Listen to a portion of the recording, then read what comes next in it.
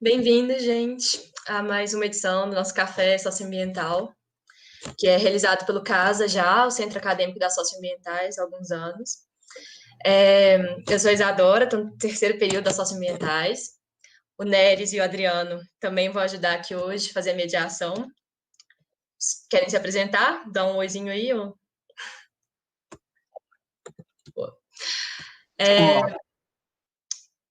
Bom, antes de tudo, eu queria fazer um repasse que pediram, que hoje tá rolando uma mobilização nacional dos estudantes pelo Fora Weintraub nas redes sociais, e o CASA também está participando, o CASA está se posicionando nas nossas redes sociais contra o ministro da Educação, contra esse desmonte da educação. Então, quem quiser saber mais sobre isso, entra no nosso Instagram, entra no Facebook, dá uma olhada lá. Bom, acho que sobre o café socioambiental, primeiramente, né? Geralmente a gente realiza ele presencialmente na faculdade, é uma roda de conversa. O objetivo é trazer um debate mesmo sobre a temática socioambiental com um convidado e fazer uma coisa descontraída, geralmente com um lanche, dessa vez cada um com seu café em casa. E a temática de hoje é militarismo e meio ambiente, Eco de 64 na política ambiental brasileira. A ideia foi justamente trazer essa temática nesse momento tão urgente, né, da política ambiental no país, com esse governo Bolsonaro totalmente autoritário, que está trazendo uma política, na verdade, antiambiental, né? E só para citar alguns exemplos, assim, contextualizar um pouco das reportagens que a gente sugeriu que vocês lessem, era totalmente opcional, nada obrigatório, assim. Mas alguns exemplos que a gente separou foi, por exemplo, o caso da MP 910, né, a medida provisória que pretende, que agora é um projeto de lei, na verdade, pretende legalizar a grilagem, pretende legalizar o garimpo ilegal, né, nas terras indígenas na Amazônia. Tem um caso de desmatamento na Amazônia que está só subindo, está muito maior que comparado com o ano passado. E o que o governo fez, a forma como ele decidiu agir, foi decretando a presença do exército na Amazônia Legal, o que também não resolveu o problema. Os desmatamentos aumentando, os incêndios na Amazônia aumentando também. Tem o caso da desestruturação do ICMBio, do IBAMA. Então, nesses institutos, cargos importantes, de direção e tal, estão sendo cada vez mais ocupados por militares e não por pessoas que entendam da área ambiental. Enfim, foi só para contextualizar um pouco. Quem vai falar melhor disso com a gente é a Andréa Zuri, que é a nossa convidada de hoje. Vou falar um pouco da Andréa Zuri aqui. Ela é nossa professora titular na FMG, onde atua em ensino, pesquisa e extensão, abordando os temas de conflitos socioambientais, justiça ambiental, grandes projetos como mineração e hidrelétricas, ONGs e ecologia política. A Andréa coordenou a equipe de criação do nosso curso pelo Reúne, em 2010, e ela também criou e coordena o GESTA, que é o Grupo de Estudos em Temáticas Ambientais, da UFMG. Enfim, estou falando muito, mas última coisa para fechar, antes de passar a palavra para a Andréa, eu queria explicar mais ou menos o funcionamento. Então, a ideia é a seguinte, a Andréa vai apresentar para a gente mais ou menos uns 30 minutos, falar um pouquinho, e depois a gente vai abrir para o debate. E aí, na hora do debate, quem quiser pode se inscrever no chat, né? Tipo, mandando um nomezinho, a gente faz uma lista, e aí a pessoa abre o áudio, abre a câmera, da forma que preferir, e faz a pergunta ou o comentário. Mas também, ao longo da apresentação da André, se vocês quiserem ir mandando perguntas, tanto no chat do Meets quanto no YouTube, pode ir mandando, que quando possível a gente vai ler para todo mundo. Então, é isso. Só reforçar para manter o microfone desligado, para não ter nenhum ruído de fundo, não atrapalhar a fala da Andréia. E, bom, é isso. Passo a palavra para a Andréia. Seja muito bem-vinda.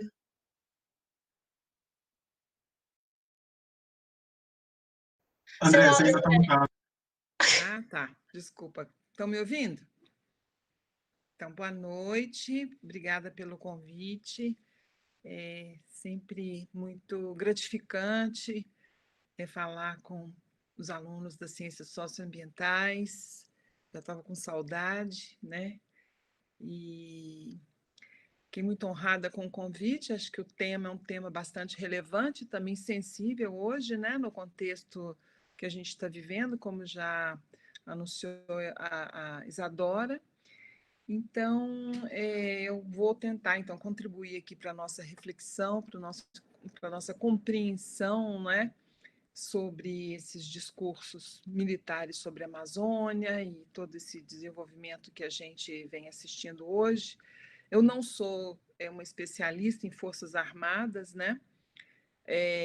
Mas eu, no meu doutorado, que já foi há muito tempo atrás, nos anos 90, eu fui impulsionada para pesquisar justamente as ONGs internacionais, o ambientalismo global, né, internacional, a partir de determinadas falas, posições, discursos dos militares a respeito da Amazônia, a respeito das ONGs, a respeito dos povos indígenas. Então, digamos que o discurso dos militares foi para mim nos anos 90, na primeira parte, né, primeiros anos dos anos, metade dos anos 90, aquilo que me levou a procurar conhecer, né, numa perspectiva antropológica, quem eram esses ambientalistas internacionais, sempre acusados de serem, na verdade, né, pessoas que né, de fachada, né, que representavam, na verdade, interesses de países desenvolvidos e corporações, né, interesses em relação à riqueza da Amazônia. Então, em linhas gerais, né, esse era o discurso geral, assim, e eu, então, ficava pensando, quem são esses ambientalistas, né, que estão aqui bisbilhotando, né, então, foi essa motivação. Então, meu doutorado foi na Inglaterra, fiquei 4 anos na Inglaterra, pesquisando as ONGs, não só da Inglaterra, mas de outros países também, né, que atuavam na defesa da Amazônia, e ainda atuam na defesa da Amazônia, né? Então, esse foi o meu foco principal. E o meu ponto de partida foi justamente esses discursos militares, né? sobre a Amazônia, ambientalistas e povos indígenas. Essa foi, então, a largada. E, para isso, eu tive que analisar documentos, não é? Analisar discursos públicos dos representantes militares em situações críticas daquele período. Então, estou falando da metade dos anos 90, pelo menos 3 situações em que o debate ficou aquecido na mídia, nos grandes jornais televisivos e impressos. E então, meu trabalho é um trabalho histórico e etnográfico, não é? Então, eu vou resgatar um pouco dessa história, dessas situações em que os militares se pronunciaram a respeito da Amazônia e dos povos indígenas, para a gente tentar compreender, né, as formações discursivas que remetem a formações ideológicas, tendo em vista que esses discursos eles não se esgotaram nos anos 90, né? Mas eles reiteradamente emergem em determinados contextos sociopolíticos, né? E com as mesmas formações discursivas, são as mesmas formações, né? Então, a gente fala assim de um pensamento de longa duração, uma estrutura de pensamento, não é? Que se revela através dessas formações discursivas reiteradas, né? E reproduzidas em tempos distintos. Então, eu vou mostrar um pouco essas formações discursivas nos anos 90, início dos anos 90, depois numa situação que envolveu, há 10 anos atrás, a ratificação da demarcação da indígena Raposa Serra do Sol, e atualmente os discursos que a gente vem acompanhando aí na mídia, as declarações, etc., dos militares que hoje ocupam postos, né, de governo, né, na atual conjuntura brasileira, postos políticos, né, de Estado. Então, assim, eu vou pegar esses 3 momentos históricos e a gente vai perceber, de certa forma, a reprodução, como eu disse, né, de um certo pensamento, e vamos tentar entender um pouquinho os componentes desse pensamento e os efeitos que eles trazem na prática, né? Quais são esses efeitos para a Amazônia e para os povos da Amazônia, né? Então, assim, falando um pouco das situações em que emergem, né, esses discursos, Eu vou partir, então, dos anos 91, do ano 91, 1991, a maioria que não era nascida, né, de vocês, 1991 foi o ano que antecedeu a realização da Conferência da ONU sobre Meio Ambiente e Desenvolvimento Sustentável, a Rio 92, né, que foi no Rio de Janeiro, né, Conferência da ONU, e em meados, junho de 1992. E em 91 nós tivemos um acontecimento marcante também, que foi a demarcação das terras indígenas Yanomami. Então, a gente tem a demarcação da terra indígena Yanomami em 1991, 1992, a Conferência do Rio de Janeiro, da ONU, e em 1993, então são 3 episódios, né? Em 93, houve um grande massacre numa aldeia Yanomami, a aldeia Hashimu, em que dezenas de indígenas foram mortos por garimpeiros. Então, essas 3 situações são situações que propiciaram a emergência de um grande debate público, com muitas tensões, muitos conflitos, né, em que os militares vieram a público para se pronunciar sobre a questão da Amazônia e dos povos indígenas. Então, eu vou partir primeiro, vou ler alguns trechinhos para vocês dessas falas, né, para ficar um pouco mais concreta aqui, depois a gente faz a análise. Eu vou partir aqui de uma declaração do general Euclides Figueiredo sobre os índios, só para a gente ter uma primeira fala. Essa fala dele foi de 1993, na verdade, quando desse episódio do massacre dos Yanomami.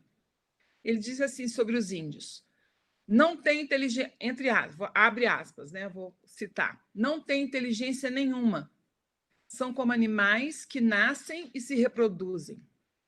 O índio não anda nu porque quer, mas porque não tem roupa. Se ganhar um facão bom, abandona a flecha. Então, o general Euclides Figueiredo, que era irmão do último presidente militar, né, João Batista Figueiredo. O pai dele também era Euclides Figueiredo, general de uma família de generais, né, de militares. E isso ele pronunciou em 1993, em agosto de 1993. Então, a gente tem aí essa visão indígena, basicamente, né? E sobre a Amazônia, é sempre a ideia de uma conspiração internacional para ocupar a Amazônia. E esse fantasma dessa internacionalização, dessa conspiração, ele é reatualizado, como eu disse, de tempos em tempos, diante de alguns elementos que deflagram, né? Esses temores, esse debate, essas ameaças, etc. Então, a Rio 92, como eu disse, foi um desses momentos. Então, teve uma grande confusão, acusações de militares, de políticos da Amazônia, governadores da região amazônica, sobre quais seriam os reais interesses da Conferência da ONU sobre Meio Ambiente e Desenvolvimento Sustentável. Eles diziam que, na verdade, a Rio 92 representaria uma grande orquestração internacional que ameaçava a soberania brasileira e que era uma oportunidade para, né, ocupação da Amazônia, né? Então, esses setores das Forças Armadas, né, eles se expressavam assim, em termos dessa conspiração internacional, elaborando discursos, sempre um discurso bipolar, né? Nós e eles, do nós contra eles, né? Em que esse nós, ele é um nós que se pronuncia também a partir de uma certa visão de desenvolvimento, do que deve ser a nação brasileira, o desenvolvimento, e o eles é uma categoria que é imprecisa, não é? Que pode ser, de alguma forma, dirigida a nações ricas de outros países, como pode ser dirigida a ambientalistas, como pode ser dirigida a outros atores que não tem nada a ver com ambientalismo, né? Essa coisa do inimigo externo. E o inimigo externo, essa categoria do inimigo externo, ela é uma categoria aberta a ser preenchida por diferentes atores, muitas vezes sem relação. Eu vou voltar a esse ponto para fazer uma análise do discurso naquilo que Ernesto Laclau, que era um pensador político argentino, chama da cadeia de equivalência entre significantes vazios, né? Então, de forma que você constrói uma cadeia de equivalência entre certas categorias que não guardam qualquer relação umas com as outras. Então, você pode ter ambientalistas, narcotraficantes, terroristas, setores, enfim, da ilegalidade, da contravenção, todos indígenas, né, numa mesma equivalência como inimigos a ameaçar a soberania brasileira, por exemplo, né? Então, vou voltar a esse ponto mais à frente, mas, por hora, basta a gente guardar que é sempre um discurso do nós contra eles, né? Em que esse nós, enquanto nação brasileira, é um nós também que exige pensar numa certa consistência étnica, né? Uma certa homogeneidade étnica, em que falar de outros grupos étnicos no interior da nação é algo que ameaça, digamos assim, essa pretensão de unicidade, né, étnica proposta por esse discurso nacionalista, né? Então, assim, no contexto da Rio 92, houve uma escalada de denúncias, de acusações mútuas, muito bem documentadas pela imprensa, o Globo, Folha de São Paulo e outras mídias, né? Em que os ambientalistas eram chamados de internacionalistas e apátridas, né, pelos militares, como inimigos da nação, chamados de inimigos da nação, enquanto os ambientalistas respondiam aos militares dizendo que eles eram responsáveis pelos projetos que colocavam em risco a Amazônia, os projetos dos anos 90, projetos de colonização da Amazônia, etc. O ex-ministro da época, o ex-ministro do Exército, Leônidas Pires, né, na época, chegou a declarar abertamente que sentia pelo secretário nacional de Meio Ambiente, que era o José Lutzenberger. José Lutzenberger foi um ambientalista, vocês são jovens, não sei se já ouviram falar de José Lutzenberger, mas foi um ambientalista histórico no Brasil, muito atuante nos anos 70 e 80, até metade dos anos 90. Ele era do sul do Brasil, né? E engenheiro químico de formação, trabalhou muito tempo numa indústria química, a BASF, e ele mudou de lado, né? Claro, depois mudou de lado e ele se tornou um ambientalista e defensor, né, da Amazônia e tudo mais. E ele era uma pessoa muito conhecida internacionalmente, porque ele também falava várias línguas, falava o inglês, falava alemão, e com isso ele circulava por outros países, né? E, enfim, o Clemens está aqui, Clemens se diz muito influenciado pelas palestras de José Lutzenberger na Alemanha, né? Então pode falar sobre isso. E ele, enfim, era um ambientalista muito conhecido e ele se tornou, na época do Fernando Collor, nessa época que eu estou mencionando, o primeiro secretário nacional, era uma espécie de ministro do meio ambiente, não existia esse cargo, mas era o secretário nacional de meio ambiente. E aí o general Leônidas Pires disse que sentia por ele, aí, entre aspas, eu vou citar, sinto por ele o mesmo ódio que sentia pelo líder comunista Luiz Carlos Prestes, fecha aspas, né? Então, a gente vê aqui uma equiparação, uma equivalência entre um ambientalista e um comunista, né, que ambos, nessa mesma equivalência de posição social, acabam despertando o ódio, né, do ministro do Exército, na época, Leônidas Pires. Então, é isso que eu estou falando do nós e do eles, né, esse discurso de construção de inimigos, né, os inimigos externos, mas que têm seus equivalentes internamente à nação brasileira, que, portanto, precisam ser eliminados. É uma mentalidade bélica de guerra, né? Quer dizer, inimigos a serem eliminados.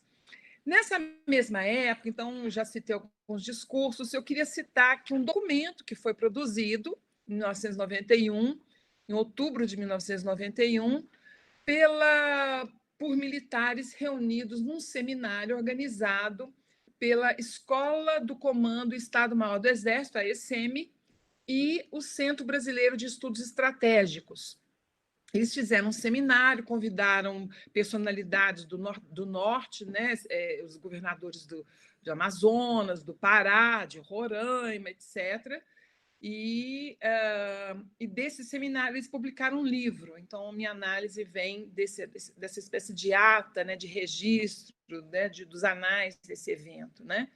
E eu vou citar a fala do governador do Amazonas à época, Gilberto Mestrinho, porque os discursos dos militares reverberam na classe política, né? E vice-versa. Então, nós temos aí a confluência dos discursos. E o Gilberto Mestrinho, desse seminário, disse assim: há então abre aspas, vou citar, há então uma indústria de mistificação fazendo crer que nós não podemos derrubar as árvores, porque o ecossistema, a simbiose, a delicadeza do ecossistema amazônico. Mas por que espalhar esses mitos? E por que essa preocupação quase nervosa em relação à Amazônia? E o satélite passou por cima da Amazônia e verificou que nela se situa a maior província mineral do planeta. Então, imediatamente, ainda na segunda metade da década de 60 e fortemente na de 70, o Brasil foi invadido por uma campanha de preservação da Amazônia, da intocabilidade da Amazônia. E eu me lembro bem que surgiram várias associações e ligas de defesa da Amazônia, porque gente que não sabia nem onde ficava a Amazônia, né? Por gente que nem sabia onde ficava a Amazônia. Mas esse trabalho foi feito e se criou quase que uma psicose nacional que ninguém poderia mexer na Amazônia. Exatamente por quê? Porque a riqueza mineral da Amazônia é concorrente com os investimentos que os países desenvolvidos têm em outras partes do mundo. Quando se explora uma mina de qualquer produto da Amazônia, suponhamos estanho, as minas da Malásia fecham, porque as atividades lá já têm uma idade e as minas já estão com certa exaustão, né? Então, assim, acho muito interessante esse discurso, porque aí você está subentendido, né, que toda essa preocupação com a Amazônia seria meramente uma fachada a esconder os interesses econômicos de exploração mineral de outros países, inclusive em outros lugares, né?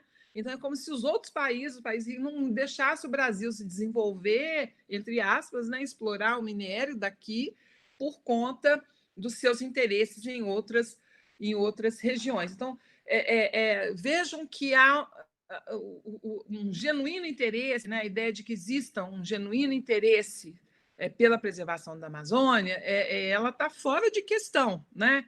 Ela está, enfim, não está contemplada nesse discurso. É tudo uma farsa, né? O ambientalismo seria uma farsa, um disfarce desse outro interesse econômico. Sobre as terras indígenas, né? O documento da escola, desse seminário, da escola do Comando Estado-Maior do Exército, ele diz o seguinte, entre aspas, vou citar, abro aspas, o Centro Brasileiro de Estudos Estratégicos considera a necessidade de impedir quaisquer isolamentos de agrupamentos indígenas, ou, pelo menos, conservar em áreas de proteção ambiental, em letras maiúsculas, né? Conservar em áreas de proteção ambiental aqueles ainda não contactados. Eu queria chamar a atenção para o verbo conservar e área de proteção ambiental, né? Continuando o documento, ele diz: posiciona-se também contra a delimitação das reservas em linhas contínuas, aqui é uma referência ao debate Yanomami, eu vou explicar, né, a época, evitando-se alavancar os lindes fronteiriços com países vizinhos. É uma séria questão de segurança, eliminando-se com essas simples providências possíveis tentativas de discussão sobre a soberania brasileira naqueles territórios. Aqui é o contexto, em 1991, o contexto justamente de demarcação das terras indígenas Yanomamis, naquele ano, não é? E o grande debate que antecedeu essa demarcação foi o debate entre a demarcação das terras contínuas de todo um território, né, único, Yanomami, ou a proposta do governo Sarney, na época do José Sarney, de fatiar esse território em ilhas, em 19 pedaços, né, para os Yanomamis, né? E aí, obviamente, que a perspectiva da terra contínua prevaleceu, né, das terras Yanomamis, e isso causou assim, uma grande insatisfação, grandes críticas e revolta por parte dos governadores, do governador de Roraima, dos fazendeiros, dos latifundiários, dos interessados, né, no garimpo, né, que desde sempre um problema lá na região dos Yanomamis. Enfim, os militares nunca aceitaram, né, essa demarcação de terra em linha contínua. Daí a referência aqui que o ideal é manter os índios em área de proteção ambiental. Vejam que os índios é como se, né, é uma fala que destitui, inclusive, o caráter humano dos indígenas. Eles são animalizados, né? Têm que ser conservados em áreas de proteção ambiental, como se conserva determinadas espécies em extinção, por equivalência, né? É uma saída conservacionista ambiental, né? E a fala dele termina, eu tenho uma última frase aqui da fala, do documento, que eu acho bastante sintomático disso que eu estou falando, que é o seguinte: finalmente, os SEBRES se opõem à preservação radical da cultura aborígene e à formação de quistos, ou quistos, em áreas desproporcionais ao número de silvícolas. Então, eu chamo a atenção também a analogia de quistos, né? Células cancerígenas seriam quistos, seriam células cancerígenas, né, no interior da nação brasileira, né? E, novamente, os índios tratados como, né, em estado de natureza, né? Silvícolas, os habitantes da selva, né, são silvícolas, né? Toda a perspectiva, né, de organização social, cultural, política, enfim, estatuto, né, de sujeito histórico, de sujeito social dos índios, até a sua humanidade é completamente, né, descartada por essa leitura, né, naturalizante dos indígenas. Desculpa, eu estou com um negócio aqui que eu não consegui desligar. Bem, continuando, então, nós falamos aqui da demarcação das terras indígenas Yanomami de 91, da Rio 92, que é considerada uma grande conspiração e os ambientalistas inimigos da nação, né? E por último, aqui na década de 90, um episódio do massacre dos Yanomami na aldeia Hashimu, né? Que ocorreu em 93.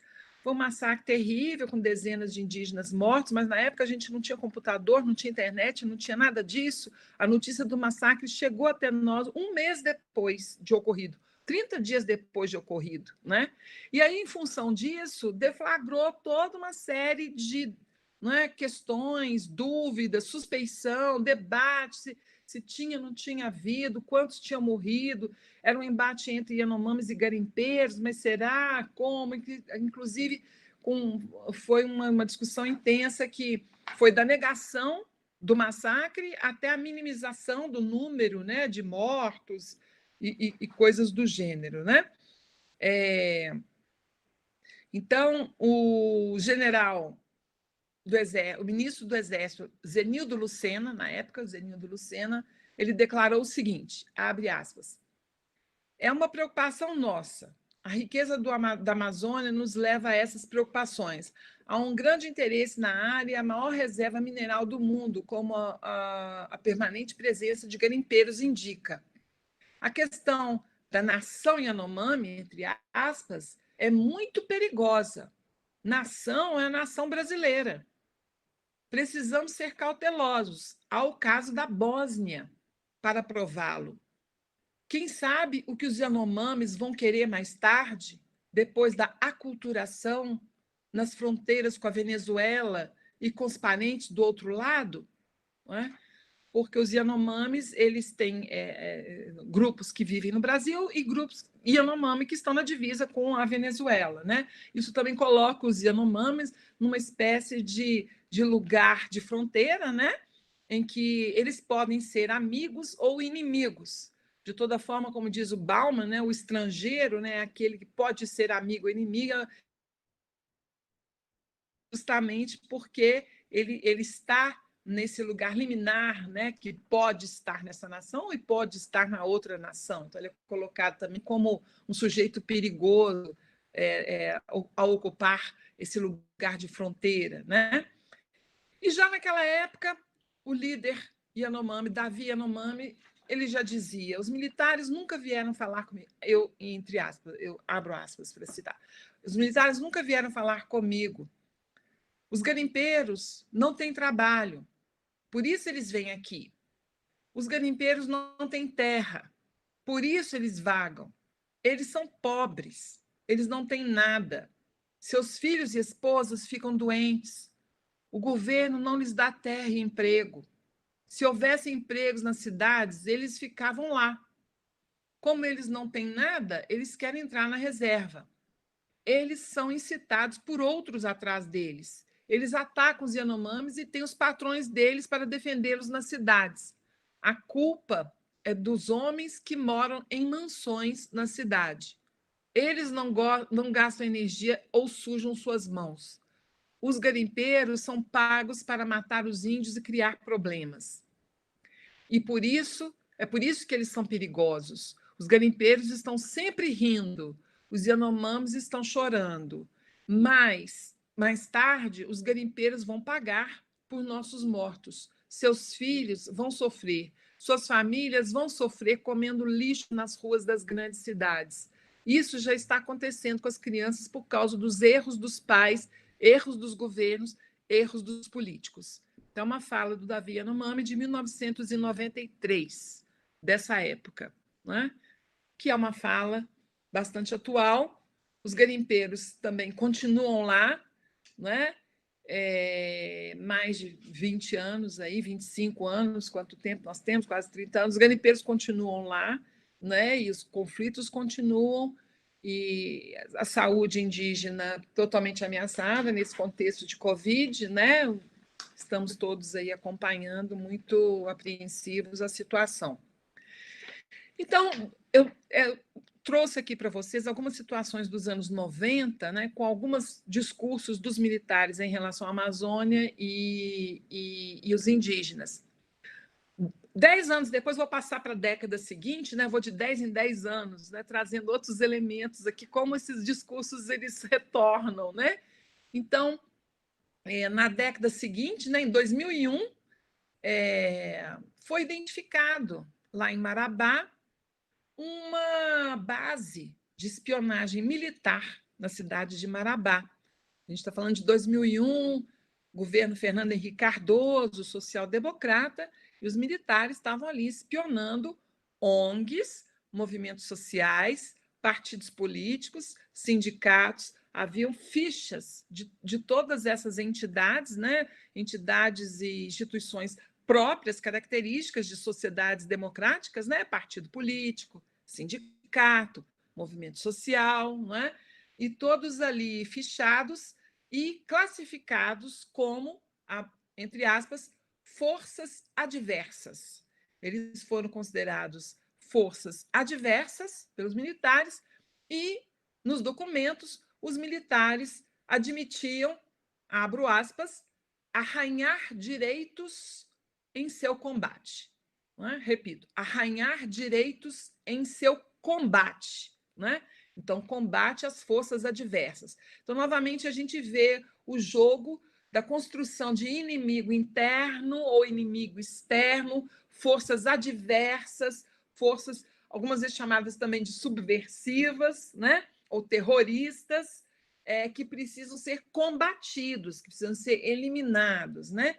Duas operações identificadas na época são sugestivas: a Operação Pescado, dirigida ao MST, o Movimento do Sem Terra, e a Operação Poseidon, dirigida às ONGs, as ONGs nacionais e internacionais, né?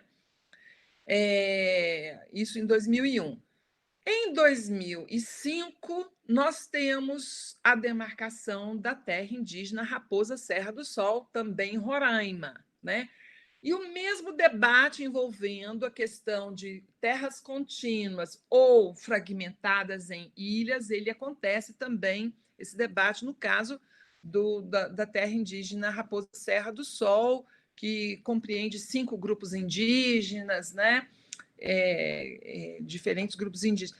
E aí instaura-se, então, conflito entre alguns fazendeiros são retirados, etc., mas uma meia dúzia de produtores de arroz permanecem, né, nas terras da Raposa Serra do Sol, eles se recusam a sair, a se retirar, continuam ali produzindo e vão, então, escalando os conflitos com os indígenas. Até que em 2007, 2008, 2009, a disputa ela vai, então, chegar no Supremo Tribunal Federal para uma decisão sobre se ratificava ou não essa demarcação em terras contínuas, né? Também os militares e governadores da região norte defendiam a fragmentação em 19 ilhas, né? 19 pedaços de área para os Yanomamis e para, dessa forma, conciliar, entre aspas, o local com os fazendeiros, né? Mas prevaleceu a ideia de terra contínua. E aí, nesse clima de 2008, principalmente, a escalada de conflitos ela atinge os grandes jornais, a mídia escrita e a mídia televisiva, né? Foram muitos embates. Por exemplo, a capa da revista Isto É, de maio de 2008, trouxe a seguinte chamada, né? Amazônia, sua soberania está em xeque. E o subtítulo era Propostas de internacionalização do maior tesouro verde ganha força na comunidade global. Comunidade global também é uma outra terminologia interessante, né? O inimigo global, a comunidade global, né? Que comunidade global seria essa? Um termo bastante englobante, né? Uma resposta imediata é necessária. Esse era o título da chamada da revista Isto É. No Jornal Nacional, o comentarista, cronista, cineasta, né, Arnaldo Jabor, ele tinha uma cadeira permanente lá de crônica no Jornal Nacional, e aí, nessa mesma época, em abril, na verdade, de 2008, ele fez o seguinte comentário, que eu acho assim, bastante interessante, porque traz esses ecos ali do discurso militar, né? Ele trouxe o seguinte comentário sobre essa questão indígena. Ele disse o seguinte: existem nações indígenas distintas da nação brasileira? Há uma loucura maliciosa nesse país, nos dividindo em várias nações, indígenas, negros, não brasileiros. Isso favorece a atuação de falsas ONGs, nacionais e internacionais, que lucram com essa divisão em termos financeiros e políticos. Não é? Então, essa contestação de que a ideia de que a nação brasileira, dentro da nação brasileira, não é possível ter outras, não é, divisões, outras, né, ser uma consistência étnica, né, necessária à ideia de nação, eliminando ali toda a pluralidade étnica possível, realmente existente, né? Uma nação pluriétnica, a nação brasileira é pluriétnica, né? Mas a ideia de que exige a exigência de uma homogeneidade étnica, uma unicidade, né? Ela está presente, então, de forma que as diferenças das diferentes etnias elas não são, elas ameaçam, né? Essa ideia de nação que esse discurso contempla. E aí, uma figura muito conhecida de vocês hoje em dia, o general Heleno, né? O general Heleno, na época, hoje atualmente no governo Bolsonaro, né? Ele também se pronunciou em diversos veículos à época, né? Dizendo dos perigos da internacionalização da Amazônia, né? Dos falsos ambientalistas, a enfraquecer a soberania do Brasil, né? A ideia era que eles queriam enfraquecer, né, o governo brasileiro perante a Amazônia. Então, o general Heleno fez vários pronunciamentos a esse respeito, né? E aí, um outro general bastante interessante nesse sentido, que trouxe elementos também sobre isso, foi o general Mário Mateus Madureira, né? Comandante lá da região de Roraima na época, né? Ele diz o seguinte: o risco à soberania é que algumas dessas áreas possam se separar do território brasileiro. Veja, mesmo discurso de 10 anos atrás, a ideia de separação, né? De Kosovo, da Bósnia e tal. ONGs internacionais e grupos indígenas podem requerer essa divisão política. Isso pode resultar em uma situação como a que ocorreu em Kosovo. E é uma preocupação nossa, quer dizer, o mesmo discurso de 10 anos antes, né, que falava, então, da questão da Bósnia, né, que era perigoso, né, essa coisa da nação, do ministro Zenildo Lucena, né? Então, na época do massacre de Hashimu. Então, vejam que são isso que eu estou chamando de formações discursivas, porque a gente pode identificar, né, a sua reprodução, né, em diferentes momentos da história. Então, eu trouxe aqui 91, 92, 3, 2001, 2008, 2009, né? E hoje, né, se a gente for pegar os discursos atuais, né, que são os mesmos discursos desde 20, 30 anos atrás, porque nós estamos falando aqui de uma formação discursiva que remete a uma formação ideológica, né, presente nas Forças Armadas, né, há um discurso, desculpa que eu não consigo tirar, um discurso que é montado, primeiramente, nas dicotomias, né? A primeira dicotomia é desenvolvimento e meio ambiente.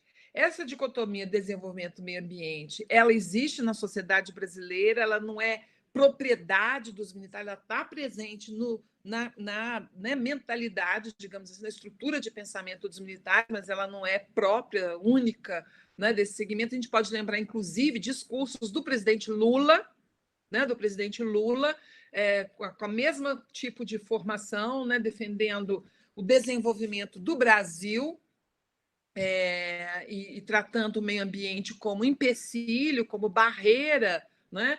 O licenciamento ambiental, os ambientalistas, né? Me lembro da inauguração, a propósito das hidrelétricas do Rio Madeira, as hidrelétricas de Jirau e Santo Antônio, 2008, por aí o Lula também dizendo, né? Só por causa de uns bagres, né?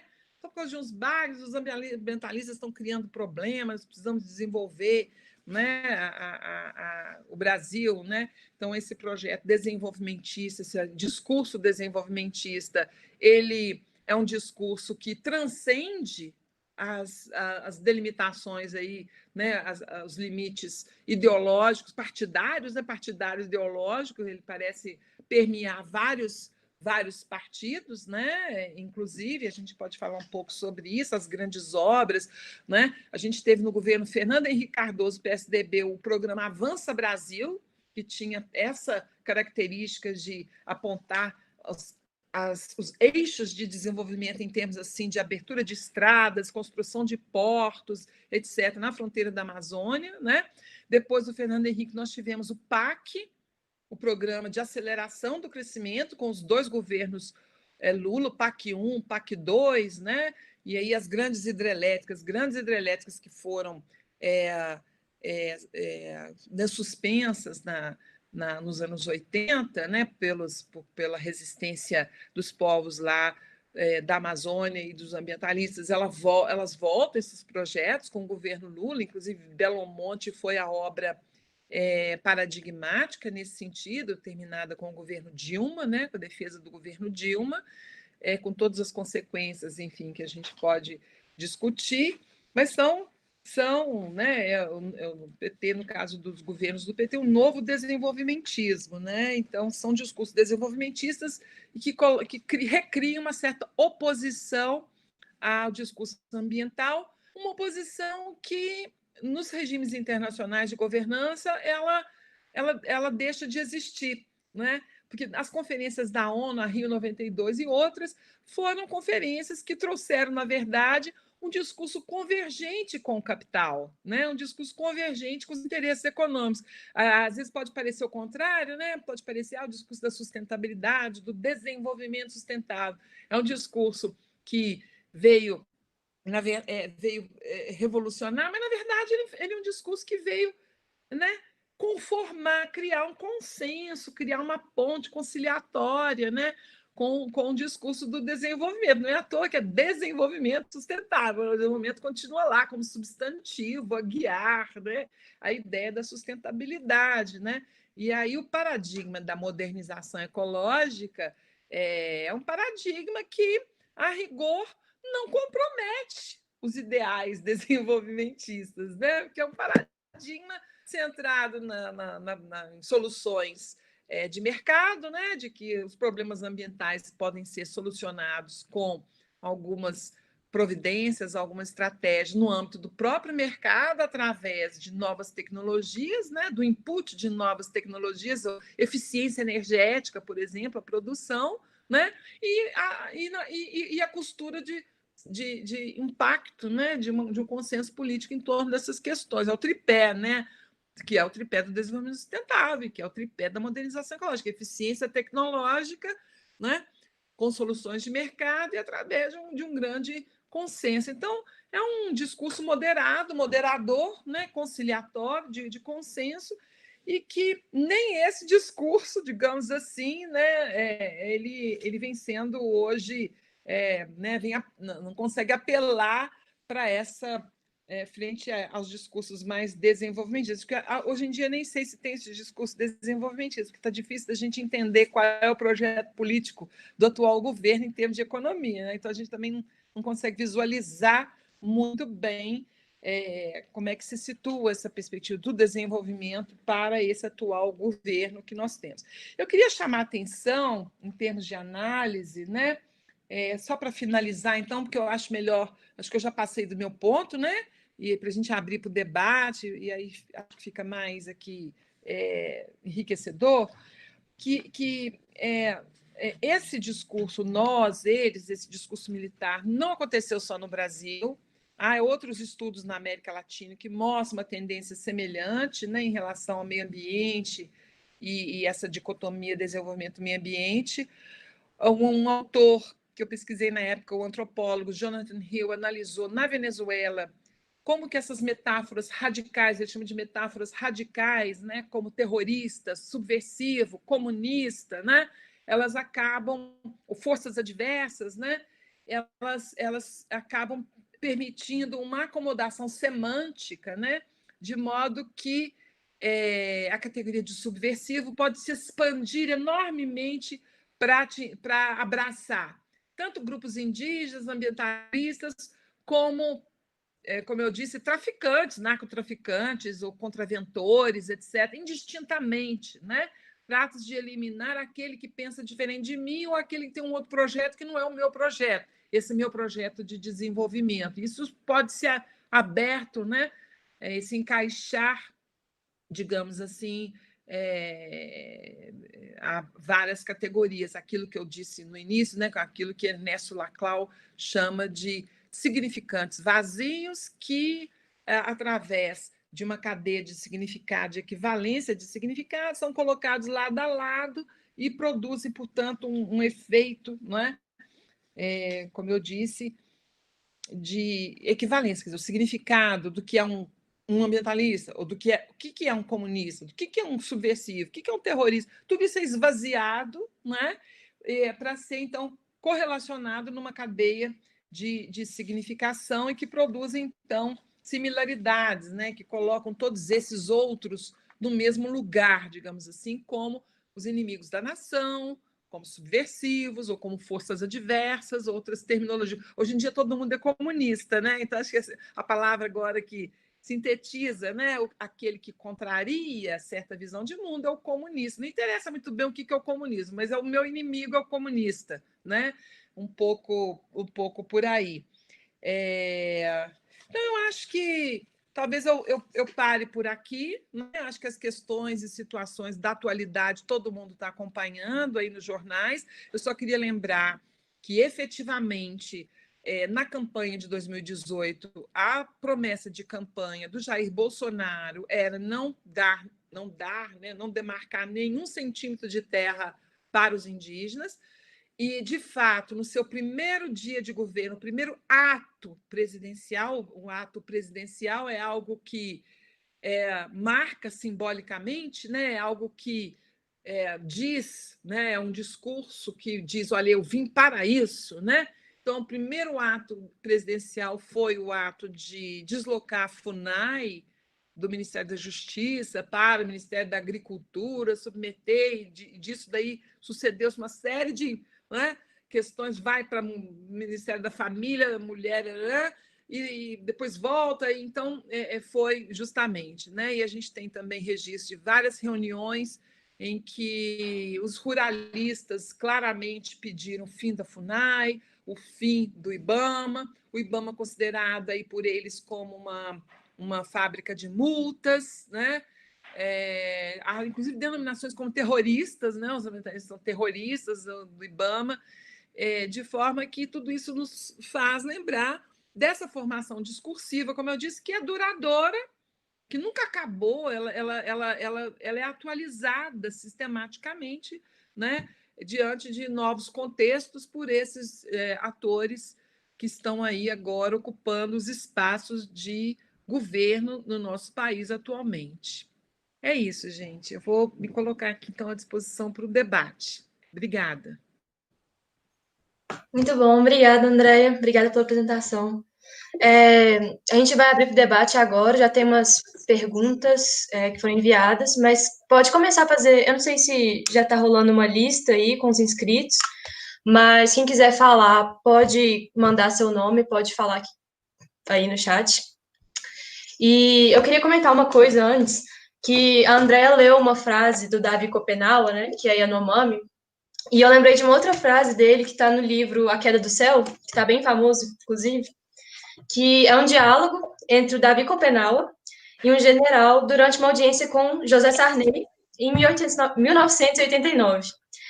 E aí o general pergunta assim: o povo de vocês gostaria de receber informações sobre como cultivar a terra? E aí o Davi Copenaua responde: não, o que eu desejo obter é a demarcação de nosso território. Então, como que essa imagem dos indígenas em geral, né, não só os Yanomamis, não como seres humanos, mas como parte de uma outra nação, uma coisa meio selvagem, né, silvícolas, quiços, como a Andrea bem colocou,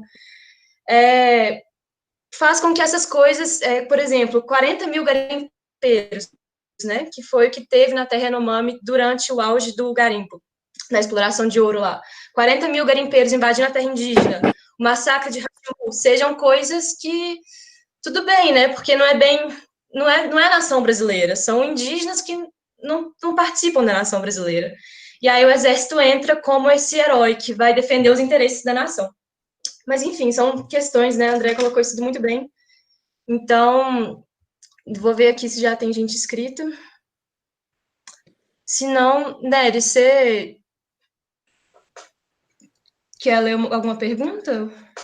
Eu até tinha algumas perguntas, mas eu acho que a gente pode, enquanto o pessoal que está aqui com a gente na chamada se anima, pensa em alguma coisa, a gente pode passar para as perguntas que o pessoal fez para a gente no YouTube. Tem umas perguntas muito legais de alguns estudantes nossos de ciências socioambientais e de alguns já cientistas socioambientais na prática, assim, já formados. Acho que a gente pode passar para essas questões primeiro, Isa. Tá bom. Eu vou ler, então, a pergunta do Gabriel Ribeiro. Pode ser? Neres, você acompanhou ela?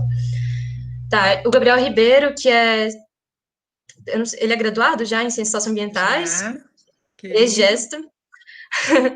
Ele disse: Andréia, queria que você falasse um pouco mais sobre essa conjuntura que vivemos em relação ao Ministério do Meio Ambiente. No passado, os ministros do Meio Ambiente muitas vezes eram o fiel da balança entre interesses econômicos dos governos e medidas de preservação e conservação. Desde 88 até o Temer, as investidas de desregulamentação ambiental muitas vezes vinham do Congresso com as bancadas lobistas. Então a pergunta é: quais são os desafios da mudança da política do passar a boiada como política de governo declarada para além do legislativo e a atuação do PR como legislador governando a partir de MPs? Como você enxerga essa migração declarada, pois em muitos governos era algo velado, para algo concreto?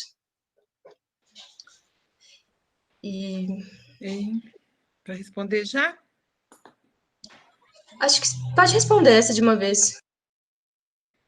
Ei, Gabs, tudo bem? Gabs foi aluno nosso, querido, fez mestrado mestrado interinstitucional UFMG, Unimontes, né, de desenvolvimento, território e meio ambiente, né, Sociedade, o SAT. Gabriel, eu acho que você trouxe uma questão importante e de difícil resposta, né? Eu acho que são desafios que estão colocados, como você disse, nos governos anteriores. A gente vem, né, analisando processos de desregulação ambiental, né? Eu costumo trabalhar com a ideia de violência lenta, que é um conceito do Rob Nixon, né? Violência lenta, e para tratar um pouco a forma como o pacote da governança ambiental, a legislação ambiental, o licenciamento, tudo isso que foi construído pela sociedade brasileira foi aos poucos, desde os anos, início dos anos 90, metade dos anos 90, foi aos poucos sendo erodido, né? Por manobras, estratégias, né?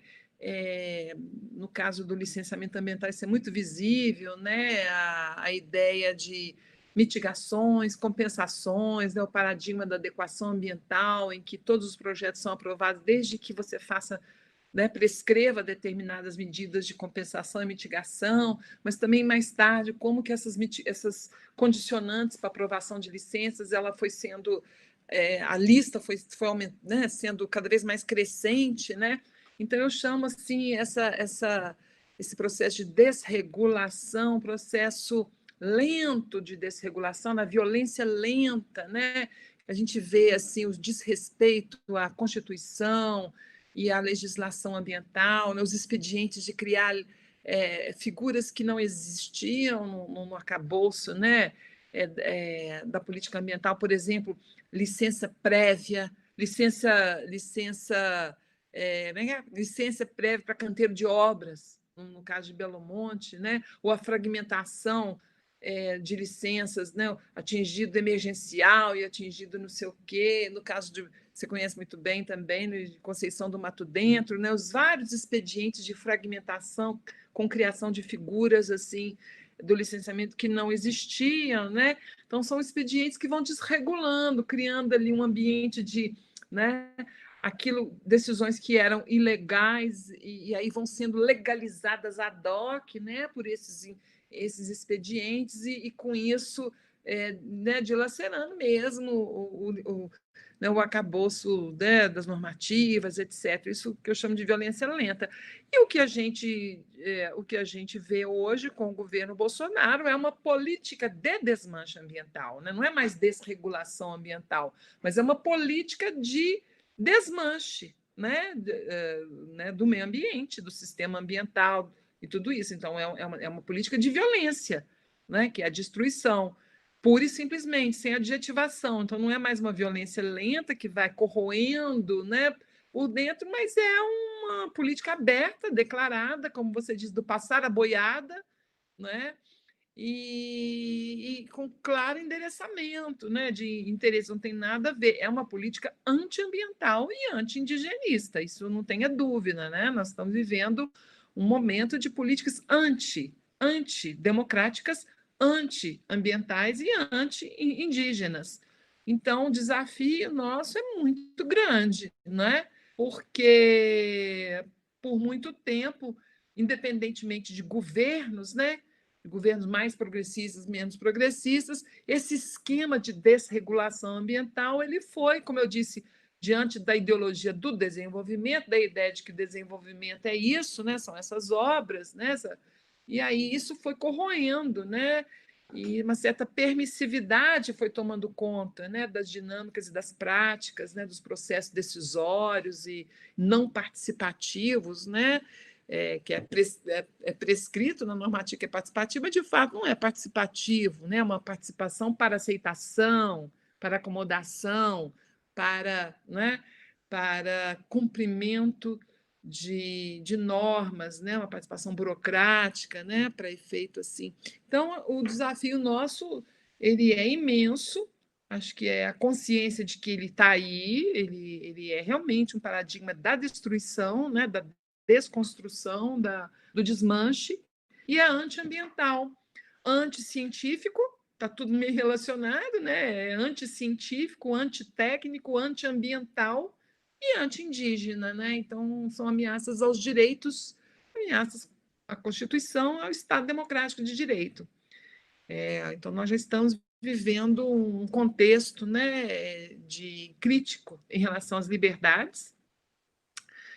Acho que, inclusive, gostaria de parabenizar, né, o CASA, acho que eu não fiz isso no início, mas a parabenizar o CASA pelo evento, pela ousadia, né, do evento, né, de enfrentamento, que exige uma delicadeza, mas também uma firmeza, né, da gente encarar a situação tal como ela é, e que vai exigir de todos nós posicionamentos para a defesa das instituições, né, daquilo que funcionava mal, mas que existia e para o qual, né, a gente lutava para melhorar, né? A gente lutava para melhorar o licenciamento, a gente lutava para melhorar as normas para que elas fossem aplicadas, as regras, enfim, os direitos fossem, né? E hoje nós estamos lutando para que esses direitos não sejam totalmente destruídos, as instituições continuem a existir, né, a funcionar de alguma forma. Então, é bastante complexa o nosso desafio atualmente.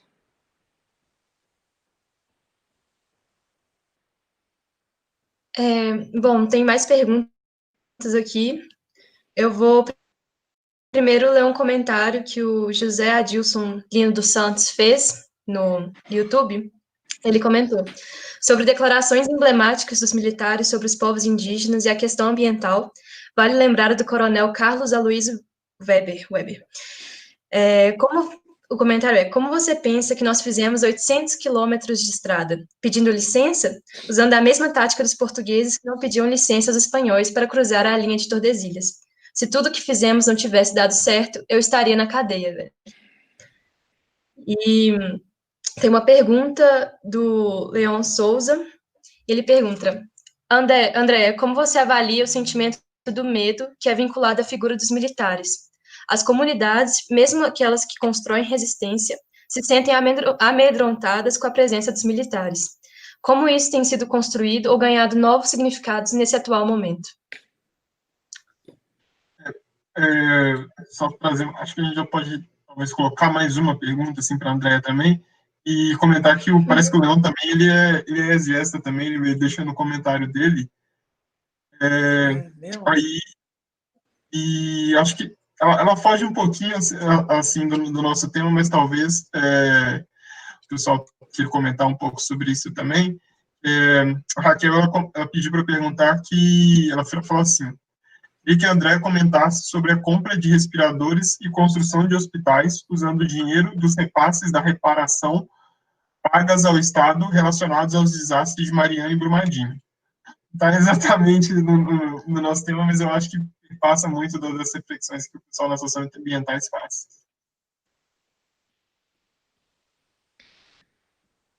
Sim, comentar? Eu acho que a frase do Carlos Weber, né, que o José Adilson trouxe, revela muito bem esse espírito bandeirante, colonizador, né? Essa questão do colonizador mesmo, que passa como trator por cima, né? Então, acho que só reitera, né, aquilo que a gente já disse.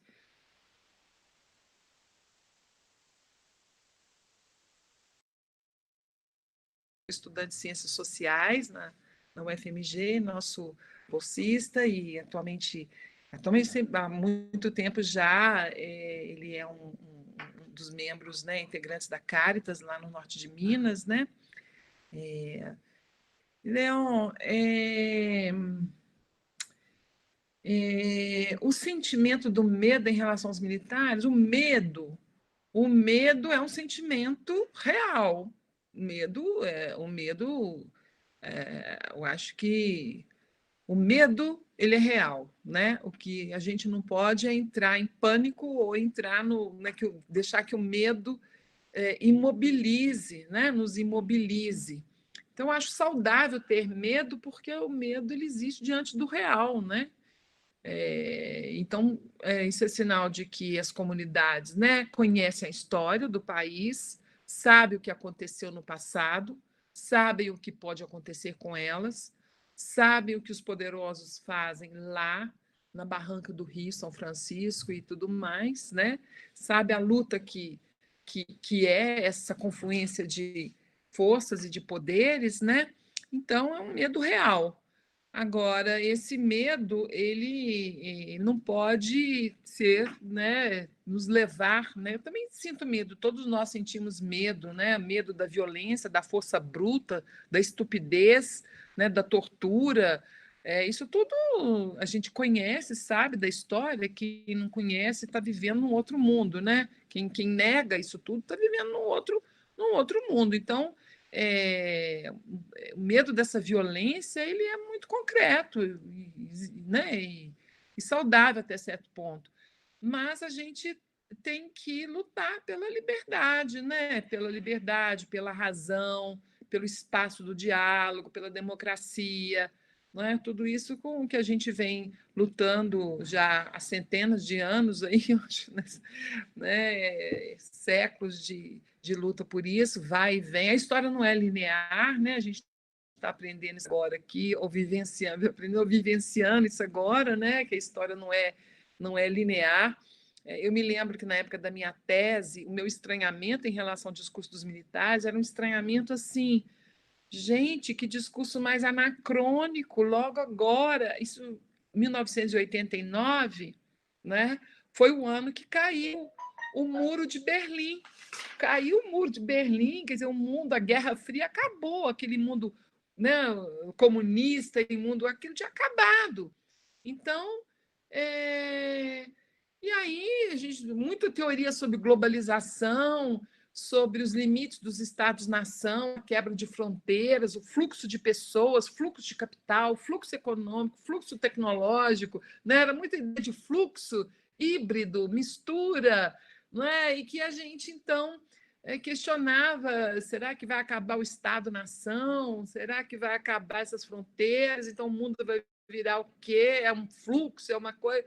E aí vem esse discurso dos militares colocando fronteira em tudo, falando de soberania, falando de defesa, né, do território. E eu achava assim, na época uma coisa, até acho que até escrevi isso, achei uma coisa anacrônica, né, no mundo contemporâneo. Imagina o teórico social, o Anthony Giddens, sociólogo britânico, falava da terceira via, falava da alta modernidade. A gente vivia na alta modernidade, né?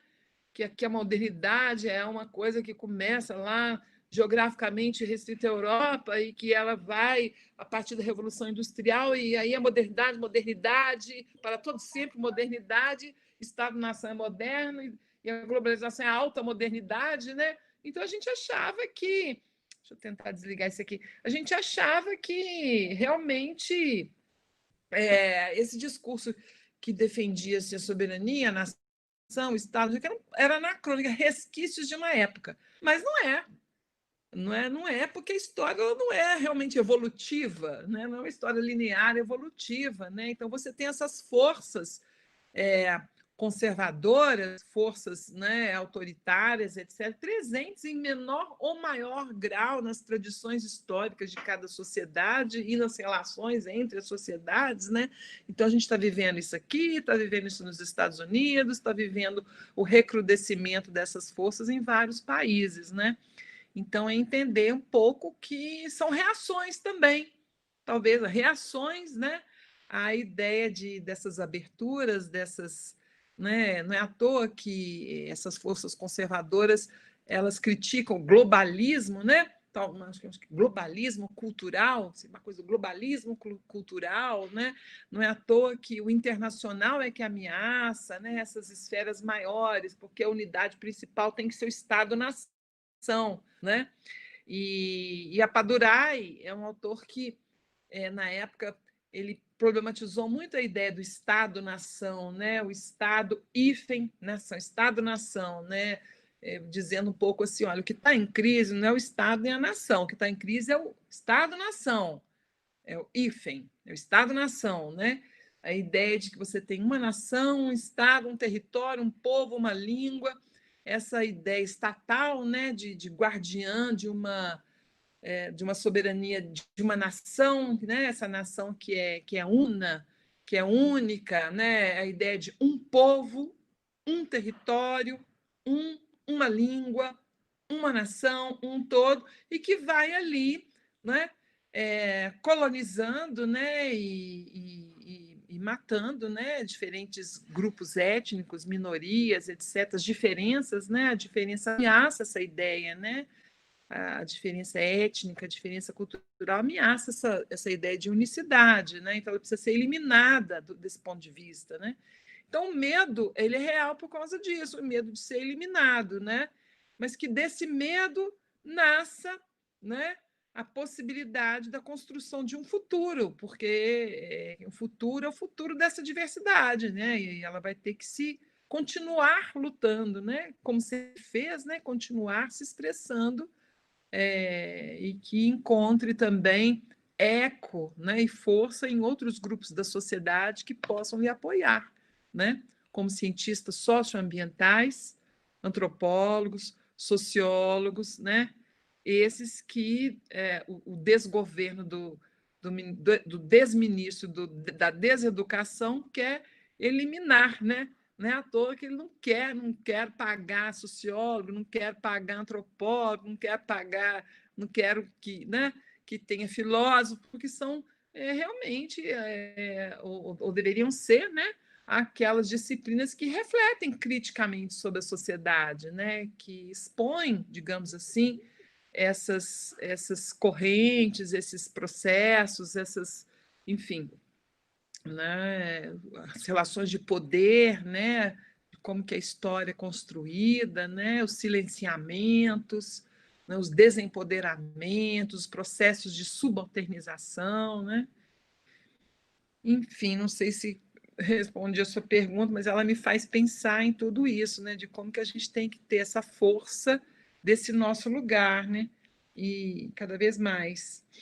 E a Raquel, sobre os respiradores pagos pela Vale, né, e pela Samarco, pelas compensações, isso é uma outra questão, né? A gente está aqui diante de, acho que não são, acho que eles estão usando o dinheiro que foi, né?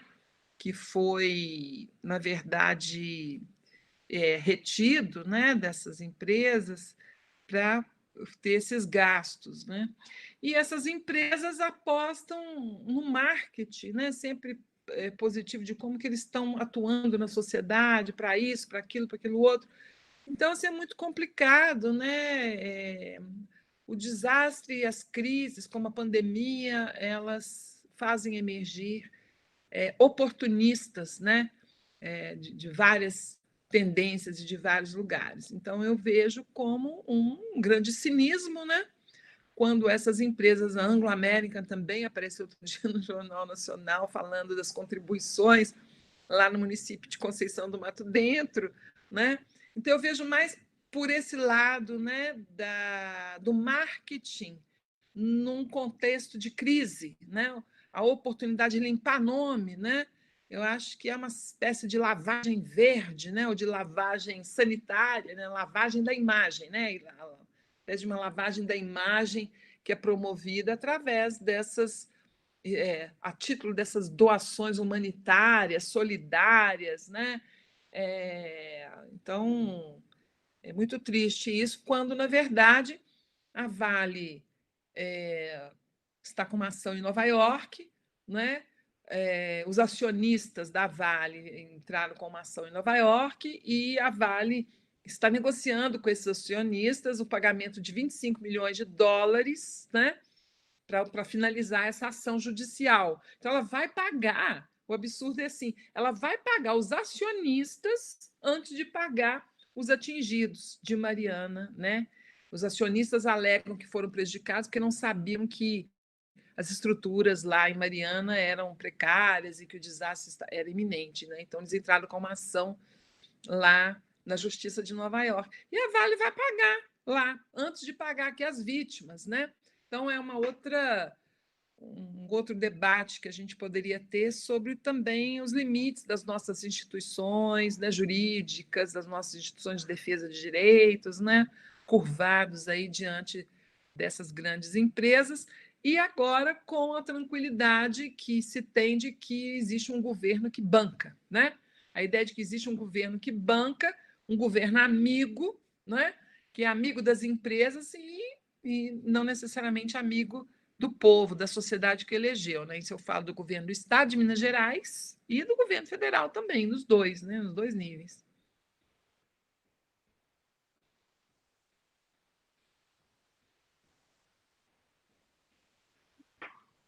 Bom, o Abraão gostaria de perguntar agora. Você quer ligar sua câmera, Abraão?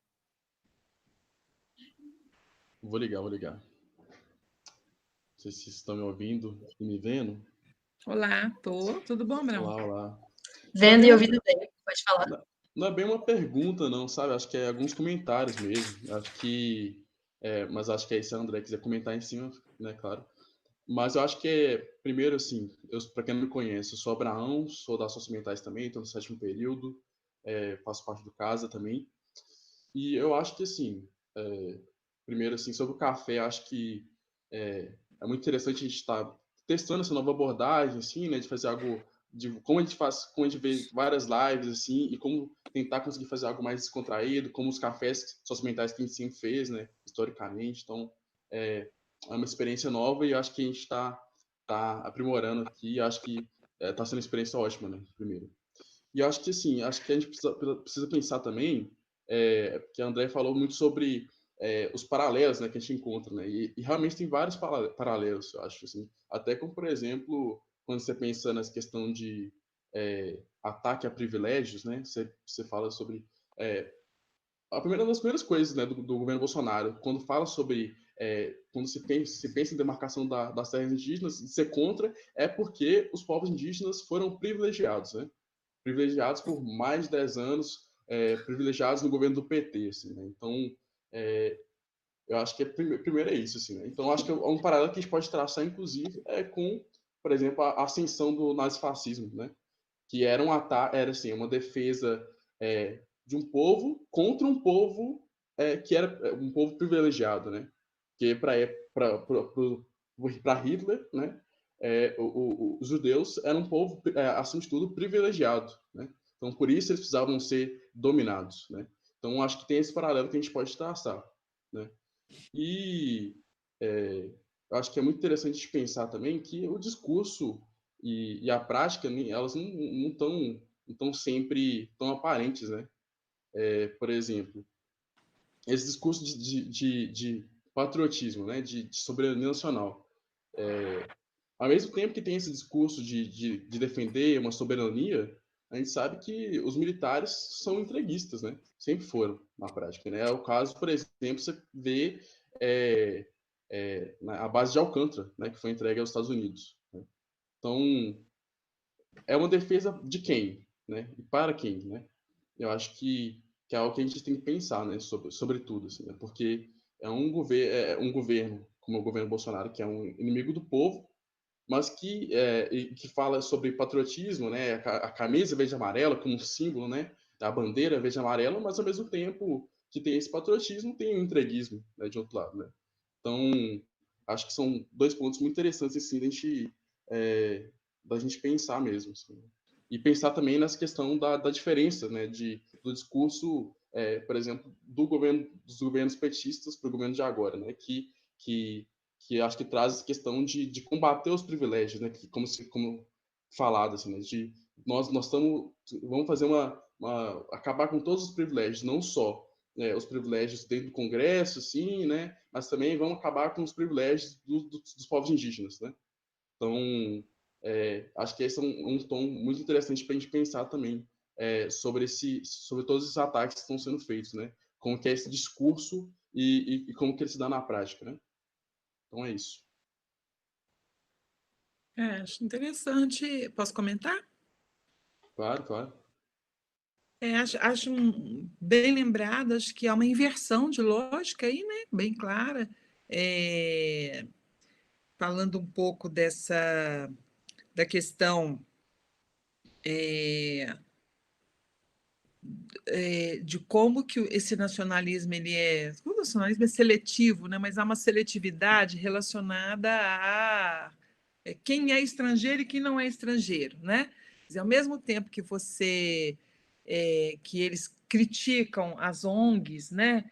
E aí, em alguns trechos de alguns discursos que eu analisei, as críticas eram: tem algumas ONGs inglesas e algumas ONGs da Alemanha que dão alguns palpites e não sei o quê, né?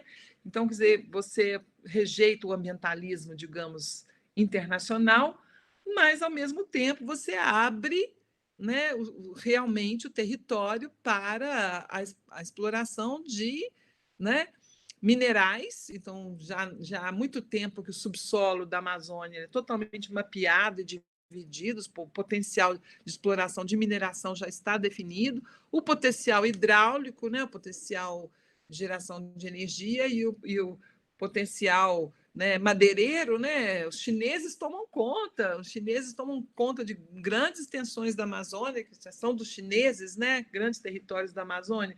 Então, quer dizer, é interessante a gente realmente, o Abraão lembrou muito bem, né? Eu trato isso naquele texto, que eu não sei se vocês leram, se vocês divulgaram para o pessoal ler, o Fantasma da Internacionalização da Amazônia Revisitado, né? E, de fato, o subsolo e tudo isso está aberto, né? Ele lembrou muito bem a Alcântara agora, né? A luta lá de Alcântara, que já vem desde lá dos anos 80 e tal, e agora é efetivamente concretizada ali, né? Então, uma crítica a certos segmentos internacionais, quando eles são, na verdade, ambientalistas ou defensores dos direitos indígenas. Aí eles são inimigos. Mas não são inimigos as empresas, as grandes corporações multinacionais, os grandes setores, né, financistas, internacionais, não são inimigos, são aliados. Né? Então, isso é um ponto para a gente considerar. O segundo ponto que eu queria trazer, a partir da fala do Abraão, é a questão do PT, né? Essa coisa dos privilégios. O atual governo achar que os indígenas tiveram privilégios com o governo do PT é uma falta de conhecimento assim, fático da história total, né? Porque um outro artigo que eu publiquei com Clemis Lachevsky na revista Terra Livre, se vocês procurarem, sobre terras indígenas, sobre a questão territorial, né? Indígenas, ambientalistas e sobre desenvolvimento, eu esqueci direitinho o título, né, do artigo, mas está na revista Terra Livre e foi publicado o ano passado, né, mais recente. A gente tem um gráfico que a gente mostra, por exemplo, as terras demarcadas indígenas em vários governos, desde lá do primeiro, né, governo a Sarney até agora. Então, a gente vai ver que poucas terras foram demarcadas ou homologadas no governo Lula e no governo Dilma. O governo Dilma praticamente estacionou, né, essa questão da demarcação das terras. Então, não houve, de fato, um volume expressivo de demarcação de terras. Foi bem parado, foi bem estacionado mesmo. Porque também a gente tem que dizer, tem que fazer a crítica, também nos governos do PT, né? Os governos Lula e Dilma não tinham assim o que a gente poderia chamar de uma sensibilidade para com as diferenças étnicas, né?